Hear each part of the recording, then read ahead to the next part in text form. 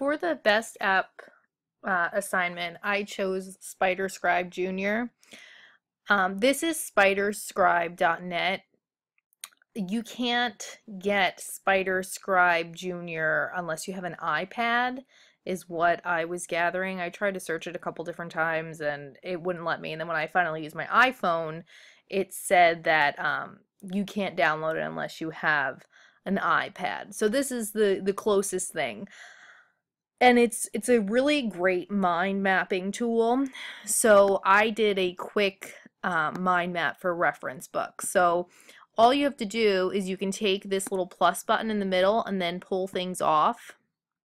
Right now I had file clicked, but you can do text. So these are all text boxes for thesaurus, dictionary, almanac, atlas, encyclopedias. You can make a picture. So I could click on the picture button, and then anytime I drag one off, it's going to be for a picture. So I could upload an image. So this right here is an example of a picture. I just got a thesaurus picture off of Google and place it in there. But you could do any pictures that you have on your computer. And then again, this is another text box. You can put maps. So if you click on the map tab, you can add a map. And you could add wherever you'd like. So this one is for Virginia. I could type Italy and it'll bring it up. And you could zoom in, zoom out, however you want. Then you can do dates. So if you use the calendar and you drag over, you can do a date like I did for this one. So if this was some sort of project, I could put the date that the project is due. You could also do files that you have on your computer in the same way. So you would hit the plus and pull it over, and then it would be ready to upload a file. And that's how you would do it. There's these little things on the side here that help you. This can navigate where you are. You could hide it if you don't need it. For text boxes, if I wanted to make a text box, it'll come up and ask me font sizes, what font, the color, bold, italics, if there's strike through, the background color. So you can change all of those things. You can share your map and you can save it, print it. You can do a snapshot of it. And you can create mind maps for anything. And what I thought would be a really great way to do this in the library is if you were doing any type of research. So if I decided that I wanted to do, my third graders were just making a research project about an ancient culture. So if I wanted to do Egypt, maybe I could start by coming up with a mind map of all different topics for Egypt. So maybe I would, let's give it a second. So I could create a new map. Let's call it Ancient Egypt.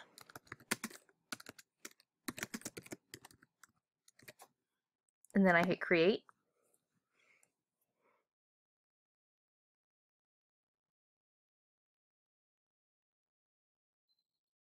And they have a demo here too that you could use if you're not sure how to use Scribe. I'm just waiting for it to load.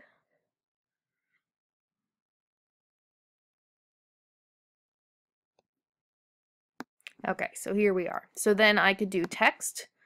I could start out with a text box.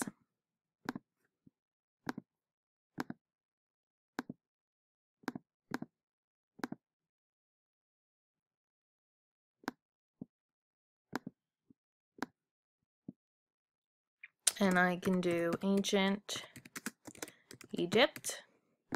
And if let's say I'm trying to come up with ideas of a narrowed topic, because that's what my kids had to do. So we gave them their culture. They had to come up with a topic that they were interested in. So I could do maybe mummies. And then I can add another topic, which might be pyramids. And then I could narrow this further, and maybe I could say, well, I could do the pyramids of Giza. Or maybe I can think of other places, other areas where pyramids were built.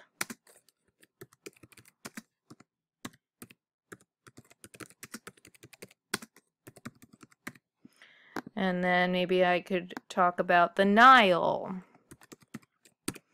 or maybe hieroglyphics, or their language.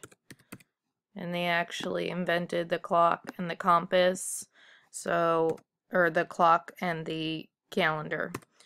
So I could say inventions, maybe farming. So these could all be my ideas on what I might do for ancient Egypt. And I think any kind of research project would be great with this mind map.